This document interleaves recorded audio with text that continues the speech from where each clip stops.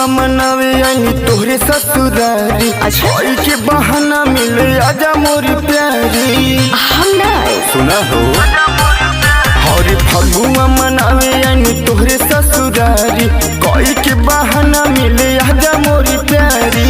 सुना प्यार वाला रंगवा तू भरो पिचकारी हमारा ऊपर चढ़ाई हो चढ़ा दे हो अंगे अंगे रंगवा लगई हो रंगे हाथ जान न धरई हो अंगे अंगे रंगवा लगई हो